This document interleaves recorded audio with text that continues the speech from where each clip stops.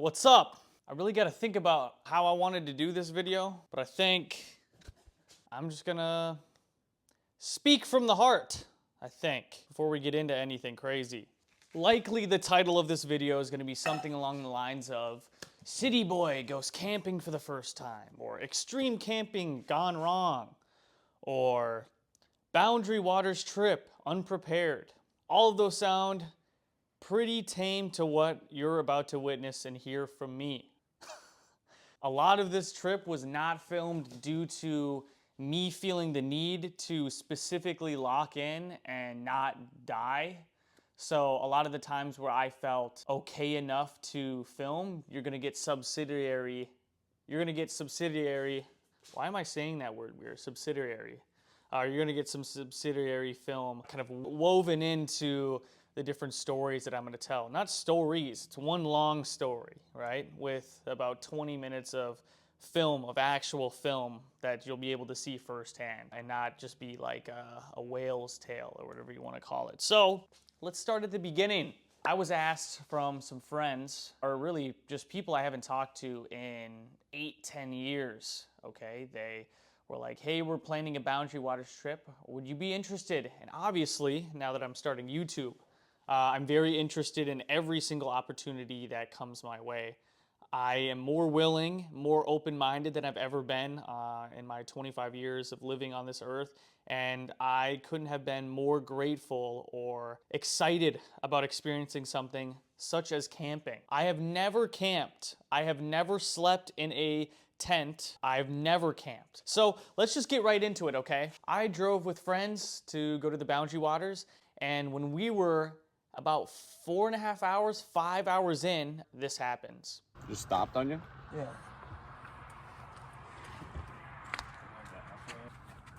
Stop turning back over at all? No, it'll. That's a signal to all the geese. Carl's got the. Broken down in the wild. We're broken down, spirits are high, and we're really excited to get going here. Thanks for towing, Martin. Get off the fucking road. All right, I had to get away from the action, but here's a little intro. So we're about 4.5 hours into the trip to the Boundary Waters, at least to the portage area that we're supposed to get into. And unfortunately, the vehicle that we're in stalled out. So we are now at a gas station trying to work things out. Obviously, me not being a mechanical person, I really cannot help at all. Thank God we have 2 mechanics on the trip, so they're working on the vehicle right now. But yeah, let me give a little breakdown of what we did yesterday. So we met up, packed up all our stuff, drove to Duluth, got the different passes, I guess, that you need for the campsites, for just camping in the Boundary Waters, and went out on the town. We went out on the town, and I don't think we went to bed until 3 in the morning. It is like maybe 7 in the morning right now, so we set up we set up in the middle of the woods somewhere on the way. I slept 4 hours maybe. I'm surprised I'm like this awake and alert. Probably don't look that great on camera, but yeah, they're doing I kind of wanted to get away from the action just to do a little intro and stuff, because I think morales are pretty low right now. So we're about 40 minutes to where we need to go. So it's crazy that everything was working fine up until now. I know a lot of the guys are hurting, whether that be due from lack of sleep, hunger, or alcohol poisoning. Not actually, but just being hungover. I know AAA has definitely been in some of the talks, and I'm excited for when we get the vehicle fixed. I'm gonna leave it at that. Let's go, D. You want to see the setup? This is a pretty good setup, bro. We got a little tank in right here. We got the propane working. Oh, I just killed it on accident. Anyways, we got eggs going. No, you're good, bro. That looks fire. All right, little update.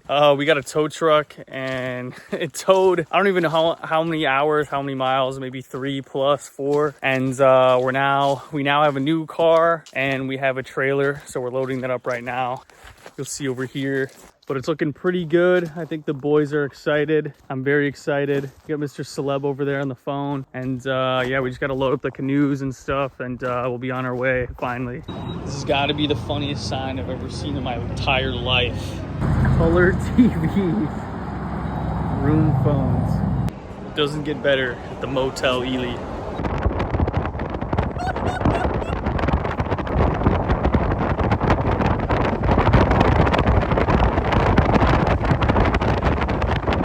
yeah, I don't know how well I'm going to kind of detail a lot of the stuff, so I'm also going to give a secondary opinion, kind of like a hindsight bias or hindsight afterthought of exactly what happened. So at this point, you know, I just stated, oh, we're going to wait, right? This was not, we were at the gas station for a lot longer than maybe the videos show here that would actually reveal. And although I was completely fine with it, you know, I took work off, right? I'm having a blast, you know? I have unlimited free time at this point, right? I'm with guys I haven't seen in forever, so shooting the crap or whatever, you know, it's always fun. So, but it got to a point where I started to really think about, you know, if we're burning all this time, what is it going to look like when we get to the initial boat landing, right? Or canoe area where we're supposed to portage. So yeah, after this, here's where it gets really serious. So we had finally got to whatever the boat landing, I'm going to call it the boat landing. The boat landing, we load up all the canoes, okay? We're going. So we have one canoe with stuff. We have another canoe with stuff. We have a kayak with one person. And as we're going, I'm in the canoe and I realize that it is starting to leak, or there is a hole or something starting to leak into the canoe from the bottom. And now it wasn't a lot in the beginning, but it got to the point where about half of my shoe was covered in water. So we had stopped at a landing and we're like, okay, let's really think about this here. So we dump out all the water and then we came up with the grand idea that, okay, let's take all 7 of our stuff, put it in the one canoe that works, right? And then they'll just carry all the stuff to the canoe, okay? And then we'll just have to hurry up and get to where we need to go while there is water rising from the bottom of canoe as we need to go. So I think we had to canoe about 2.5 miles. And it wasn't a straight shot because none of the people, just none of us, I don't want to put all the blame on anyone, but none of us knew where to go. So it did take about an hour. So the original plan was we were going to wake up very early, drive to the Boundary Water area, do all what we needed to do, get there, okay? Due to the vehicle that we were in that broke down, okay, we had to completely take, I don't know, 6 to 8 hours out of our day going all the way back towing this car, okay? And then going all the way back up with all our stuff to get ready. So it got to the point where we got here, okay? So here's the clip of when we finally got there. Roll that clip. Oh my gosh, this is an incredible amount of stuff that we were able to fit in one canoe. We have to put it all back in. We have to put it all back in. So we're about to walk basically a mile, you said? My fucking ACLs are gonna be torn. No, what fucking mile? Twice? Oh my.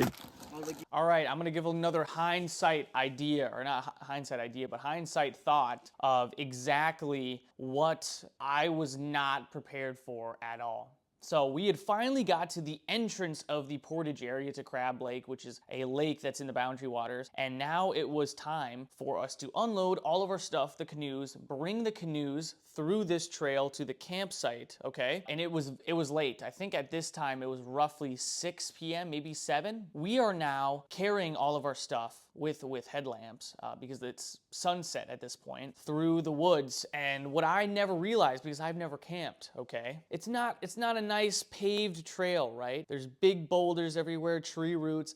So I remember grabbing my headlamp out of my bag, and I guess due to us putting in the canoe, it had turned on. So my headlamp was only alive for maybe 20 minutes. I completely lost a light source, which is very important when you're in the middle of the woods and it's dark and you're carrying heavy stuff, i.e. a canoe, i.e. packs, you'll see later in the video. It got to the point where I am alone in the woods carrying stuff without a light, just assuming I'm on a trail, right? I remember it happened multiple times, but I was falling, right? I was tripping on stuff. I couldn't see anything. And I was definitely lagging behind, which was definitely not ideal to a lot of these guys who are a lot more experienced than I, or at least more experienced than me.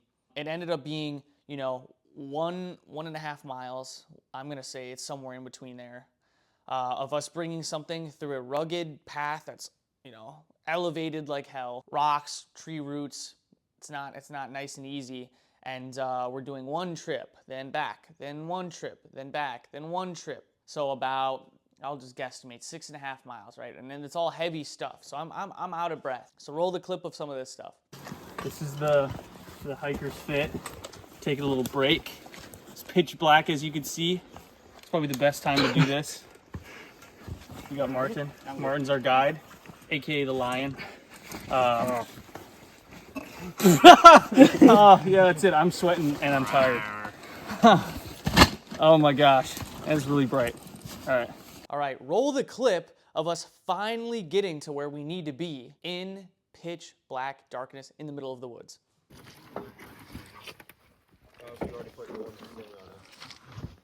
Going into the fucking wilderness, dude. This is insanity, dude. Got water leaking in. Yo, that's crazy, bro. Stars. Dude, my phone can't even pick it up, but that's insanity. I'm laying down on the canoe again. We just walked how many effing miles, bro? Through and back with our stuff and the canoes. And we're going to the chat. We out here. we're going to a campsite, right? I don't know. It's pitch black. And if there's people there, what are we gonna do? We gotta go to a different campsite further. I got lost. My headlamp died. I was kind of the runt of the pack, you know. Couldn't move the canoes too well. Oh my gosh. We got 2 other people with canoes. Hey, whoa, wait. Hey, even that out, boys. Oh, Even that out. oh my gosh. That's a mammoth right there. If I've ever seen it. We got the lion, leader of the pack, riding the Shrek canoe. You wanna blind the fuck out of me, huh? Then we got Darren on the kayak back there. Yeah, boys. We just got to figure out where the campsite is, man, and we're gonna set up. This is crazy, bro. Oh my gosh, this whole thing's loaded to the gills, bro. Oh my gosh. All right, now as you saw here, what I did not record was a little verbal outburst that I had. Now, a lot of it was fairly lighthearted in the moment, and it made not only me, but everyone else I was with laugh. But a lot of what I had said in this verbal outburst was stuff that I had truly thought in the moment. So as we're circling this beaver-infested pond, beavers are slapping at us, slapping on the canoe, slapping right on us. I am in a state of what is going on. Now, I can't remember if I had said this in one of the videos you're about to watch, so I'll state it here now. But no one had a charger on their phone, or no one had access to their phone at this moment where we're circling this Giardia beaver-infested pond. So I was lucky enough where I had plugged in my phone into a battery pack, so I had a really healthy charge. So by the grace of God, I did have 1 bar in the middle of nowhere, and one of the guys had instructed me, he said, check the map, see where we are. Because one of us had, I think, a Garmin or something, it's an electronic map, and so we would be able to figure out where we are and where we need to go. So I pulled it up, and on my map, I'll see if I have a screenshot, I'll pull it up right here. We were in the middle of the woods. And I showed the guy I was with, I'm like, hey man, we're in the middle of the woods. He's like, oh, your phone cannot be right. Had a couple other guys look at it.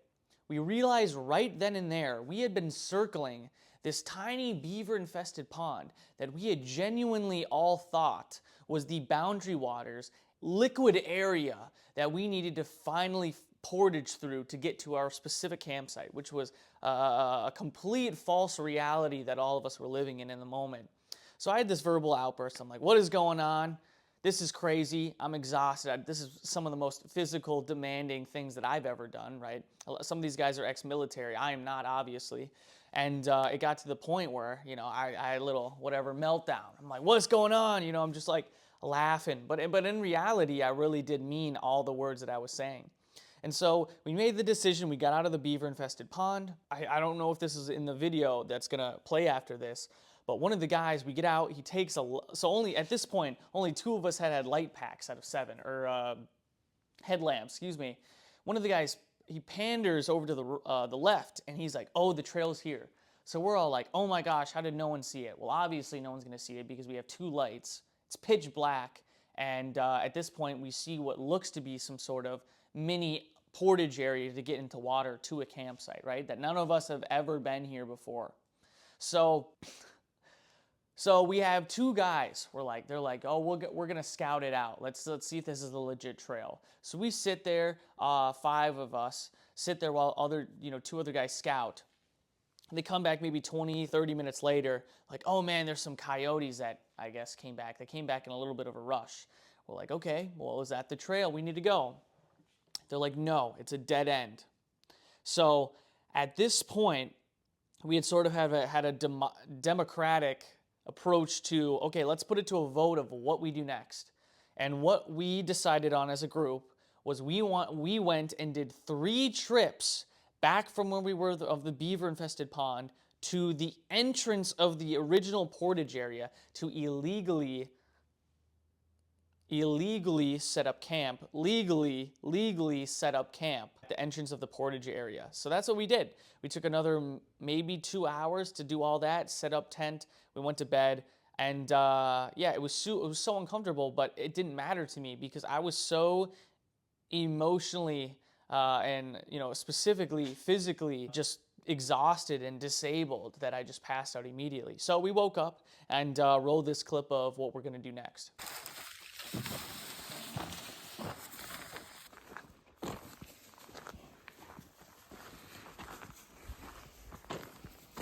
Well, it ends here. We got one guy trying to get through some trail. We're 1.5 miles from the campsite, probably. Man, dude, we can't get anything in there because of the beaver dam. All right, what's up? I want to give a little recap. Of what happened last night. I don't even know when the last time I spoke, but we got to what we thought was the portage. We bring all our belongings about a mile, would you say? Yeah, to what we about a thought. mile. Okay, to what we thought was where we went to go, went back. This is all at nighttime, right? It's pitch black. We go a mile back, grab our other stuff, a mile back. We go to this little pond. We get attacked by beavers. We realize we're in a pond and not the actual boundary water lake that we're supposed to be on, Crab Lake. And we hiked all our stuff back, camped up at where we first came in. We woke up now. We brought all our stuff, maybe another mile. Kyle and I are doing a little of the scouting. We realized that there's like 2 beaver dams, so we can't go anywhere. And what's the plan, you think, right now? Just go across the lake and make our own trail. All right, that's what we're going to do. The first time that I've done that. Dug a hole. All right. It smells like beaver poop in here. All right. We are back at the pond that we thought led to nowhere. How would you rate your technical first night in the great outdoors here in Dude, do you want me to be honest? Dude, it was pretty bad. I'm not gonna lie. It was pretty bad. Yeah, it was not that bad. Dude, the back and forth, I was not expecting that. So for me, that was bad. It was just the distance with the gear and just not knowing. Dude, the unknown. Darkest shit. We were walking around in the dark for what, 8 to 12 for 4 hours. Well, no, like it was longer. I think it was like 6 to 12. It was 6? You're Yeah, 'cause lying. we got there like 5. No way, bro. Yeah. But yeah, we get in the pond and we're going across. So yeah, you just saw that. So obviously we had found the solution of making our own trail through the beaver-infested pond that we thought was the legitimate boundary water Crab Lake. So we end up making our trail. We find a trail marker, okay, which tells us, okay, here's the other trail. So we just did what we thought was a majority of the hiking, and now we realize that that was only half. So we did that times 2 to get to the opening area, or we just did this times 2, and you'll see it right here. This is crazy. We basically canoed across a beaver-infested pond. We were on that last night, roaming around, lost. That's also why we basically... So, I don't know if I did a good job explaining it, but last night, we get into the portage. We unload our stuff. We move all our stuff to where we think we're supposed to go. We realize that's not it. We grab stuff for a mile walk. We go back, grab the other stuff for a mile walk. Roam around on the beaver-infested waters. It's like pitch black. We don't know where we're going,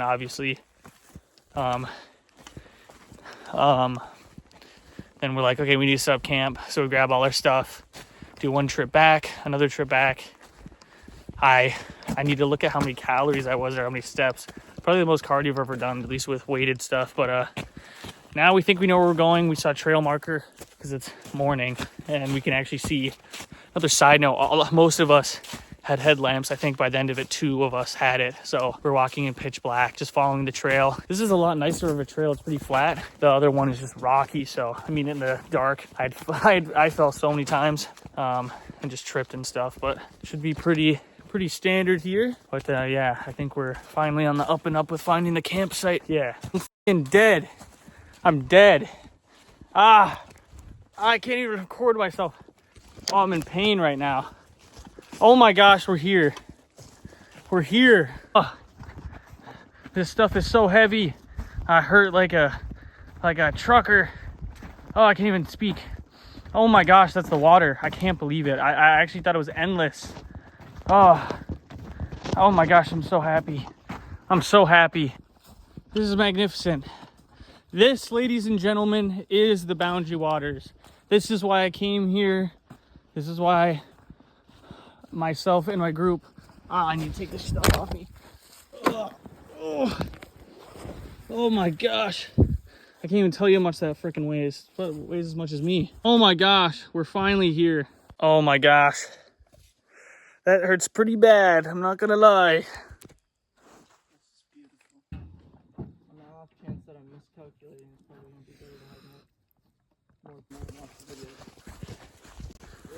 Okay, you just saw me have an immense emotional celebration. And now it may sound cringe, right? There's like, what is this guy doing? He's grunting and groaning.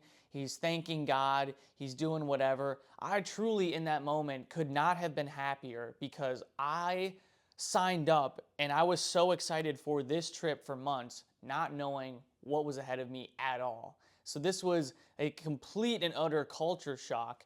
And I was not prepared for it at all. Here's where we're at camp.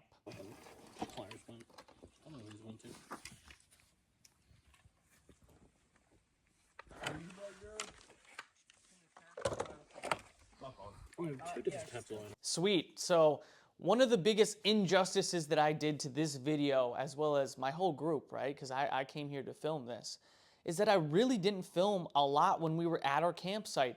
I mean, it almost felt unnatural to film some of the stuff we were saying. I mean, we're cracking jokes, we're talking for hours on end, we're fishing for hours on end, and it almost felt like in that moment, you know, a lot of us had conversations on what camping truly means to them. And the camping, to a lot of these guys, all of these guys who had camped before me, is a true reset. So not being on your phone, you know, not being connected to obligations of the free world that we live in every day. And I think that maybe had sucked into my, you know, unconscious psyche because it almost felt unnatural for me to film a lot. It almost felt like I didn't belong. And I don't know where that thought came from, but it was something that was in the back of my mind the entire trip. And so unfortunately, a lot of the day-to-day stuff that I maybe should have filmed to show, you know, how much fun we had didn't get filmed. And I've said this in a previous video of mine, but being present in the moment, and you should check out this video, I'll put the header right here, but being present in the moment is such a gift that I have never struggled with. And so it's very easy for me to do that and still really enjoy my time, although I have this new YouTube obligation. It was so fantastic not feeling like this was such a needed filming deal.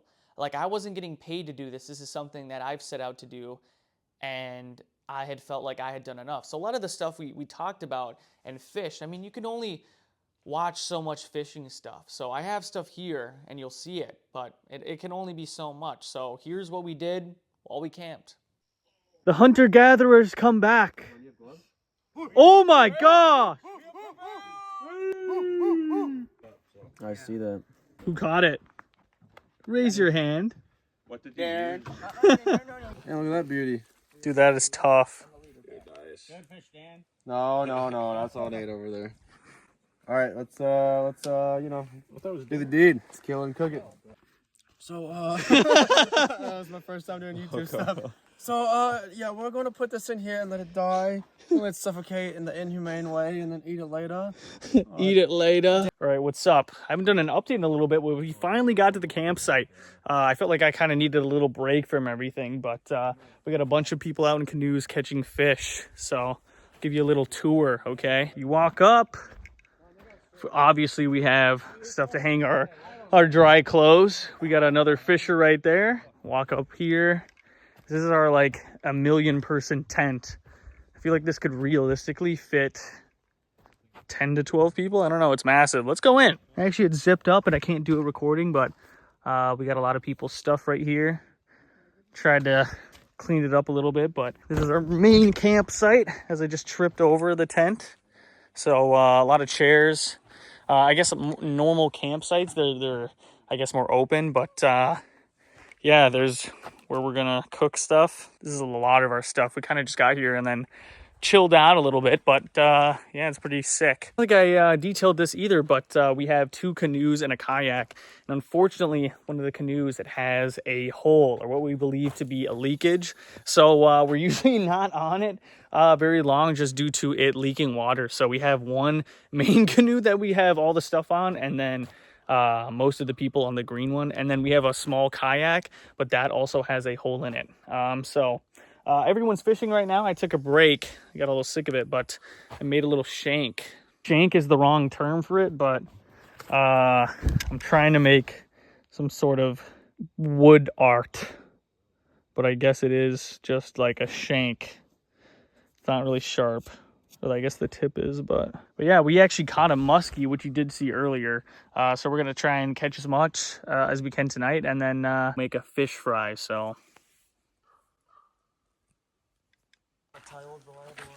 It's a tight fish, dude. Almost the same length. Bass is a little bit shorter.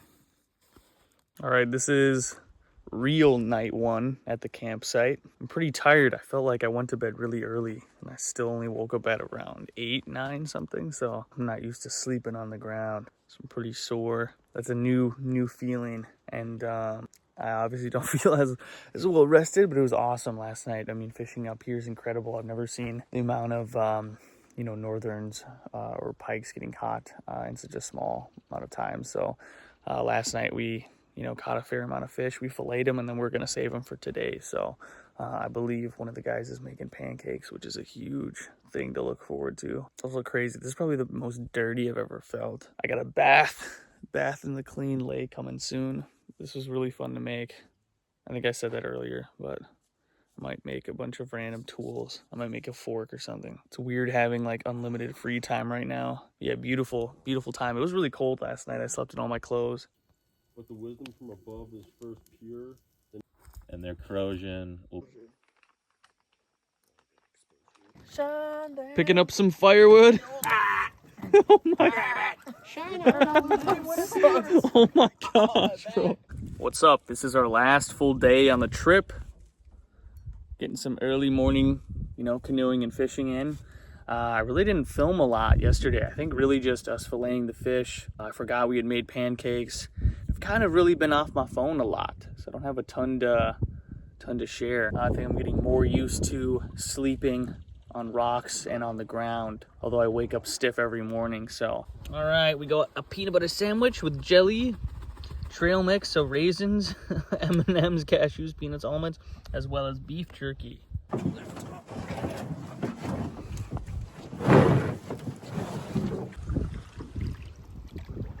was a beaver right there, Jesus. Beaver.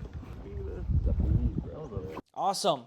So before I kind of continue on anymore, one thing that we realized during camping was, number one, there was a possible storm incoming.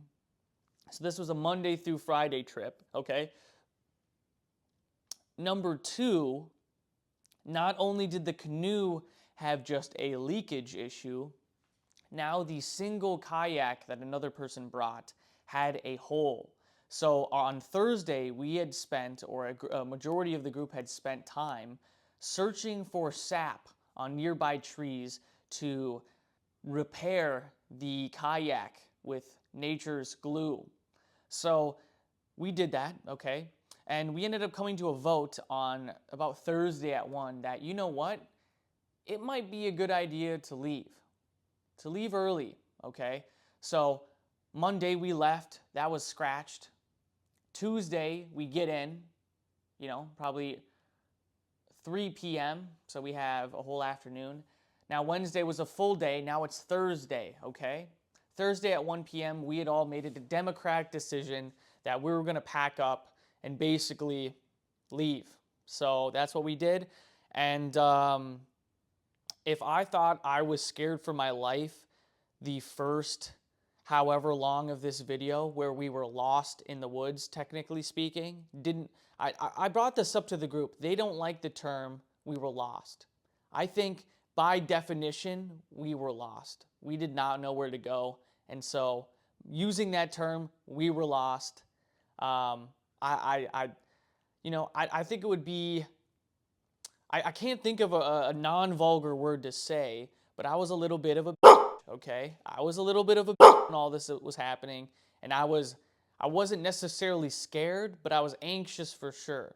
So I'll tell you another awesome thing that happened when I thought that all of this just couldn't get any better, right?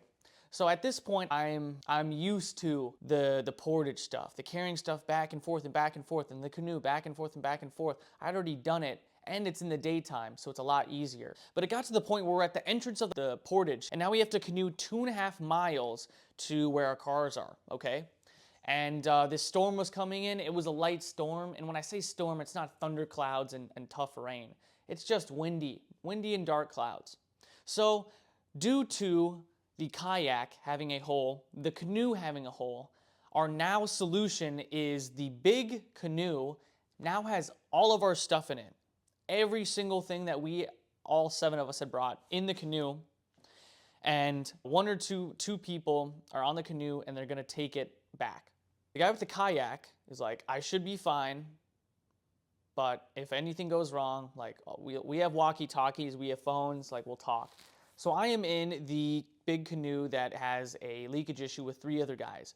And it got to the point where we're canoeing, and I don't know if it was the leakage of the canoe, the weight of 4 guys in a canoe, the old age of the canoe, the weight because it was a heavy metal canoe, but oh my gosh, the amount of effort we had to put into rowing this to go basically nowhere, even when the wind is pushing us from our rears, was incredible. I think it took us maybe an hour the first time.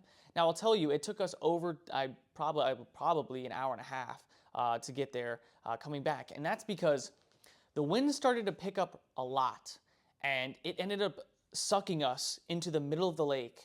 And it got to the point where these small waves were now turning into what the people that I was with call white caps. White caps meaning when a wave goes up and it kind of makes that curl at the top, that curl is white, meaning it's a white cap. So as we're canoeing and it's taking forever, right, we're completely soaked. At this point, I'd like to think that much of water's in the bottom. But when we got sucked out, these white caps are basically going over the canoe. And so more and more water is getting in. And these massive waves are making the 2 people kayaking, because I'm sitting on the base of it, they're a little bit raised because of the seats. They're tipping over. I mean this in the nicest way possible. We were not stable at all. And it got to a point where we put everything in our small wet bag that we were holding, and I remember one of the guys said, we were very calm, besides me, right? I'm I guess an anxious Annie, if you will, whatever you want to call it. I'm talking out loud. I'm trying to, make good of the situation while the other guys are locking in. They're very silent, very militant in that way. And one of the guys just says, if we tip over, or no, he said, when we tip over, we need to scream for help. We need to scream as loud as we can so that someone can come rescue us. And in that moment, I realized the severity of the situation. And I remember saying, what? And at this moment, I had realized we had not had enough life jackets for everyone in the canoe, let alone me looking out, doing a full 360 and realizing how far away we were from shore. So in the moment, it became very real of, okay, if 1 person tips over, there is no physical way we can get that person up in the canoe without everybody else going under. So it got to a point where I had to be very, very aware of how stable I was sitting and how the weight distribution of the people canoeing and paddling, and as well as me who was just sitting there as just an aimless, just heavy weight at that point. Yeah, it got to multiple points where people are tipping over, lots of water's coming in, and we ended up getting to a shore of a kind, and then we just started following the shore to get back. So it was all resolved and it was fine. And all of this didn't get filmed due to me caring about locking in and my life over putting this on camera, especially my non-waterproof phone. So we get back, the guy with the canoe and all the stuff had just talked about, oh man, we almost capsized too, the canoe almost flipped, some of the stuff almost fell over, but we made through. And then we're like, where's the guy with the kayak? So one of the guys had got a text from the guy in the kayak, and it's coordinates. We're like, oh crap, what happened? So we went and loaded up the car, we went to go get him, and he had completely capsized the kayak and went fully underwater. He was not good, he was stranded basically. So we rescued him, yeah, the story's kind of history. We ended up, everything ended up being okay at that point, and we made a push to go almost the full duration of back home, and we ended up getting to a cabin where we stayed the night at about midnight or a little past that. So that's my Boundary Waters story. I hope you guys were able to enjoy a lot of the subsidiary, why can't I say that right? Subsidiary film of the camping trip, because honestly a lot of it was not that interesting, and I tried to pour in a little of my initial thoughts in the moment, as well as have a little hindsight afterthoughts, or a little bit of an after recap, if you will, of me, a city boy, a suburb kid going extreme camping for the first time. So if you enjoyed this, if you enjoy camping, if you enjoy storytelling, please like, comment, and subscribe. It would honestly mean the world to me. Please check a lot of my other videos out though. I do a lot of different stuff, and very recently I've been doing a weird niche thing where I sit down on college campuses or just in public and have a free therapy booth where I talk to strangers about what's on their mind. And honestly, it's one of the most fun things that I've ever done in my entire life, and I will probably continue to do that. But if anybody has any great ideas of things I should do, please comment down below. Or if you like, I guess, me as an individual or any of the content that I do and would love to collab, man, I'm extremely open-minded, and I'd love to read comments and hear what other people have in terms of thoughts. Whether it's positive or negative, I enjoy all of it. So please clue me in. So again, this was an experience that no one can take away from me, and not sure if I'll ever camp again after it. I'm not gonna lie. This is 612 Unscripted. Thank you. Peace. Oh, one last thing. I got boots last second. So I'll show you. This is what my one boot looks like. Okay? I want to make sure it's on camera. This is what the trip did to my other boot. It's unusable. I mean, this thing was like, let's do a side by side.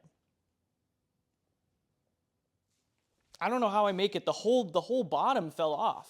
The whole bottom. That was crazy. I mean, I was like using fault. I mean, I could go into, this story could be an hour long if I wanted it to be, but I wanted to do the short version. But holy crap, it was hell. I'm not gonna lie. I was not prepared for that. I completely forgot about that. But yeah, peace, y'all. That's crazy. Wow. Okay. All right. That's insane.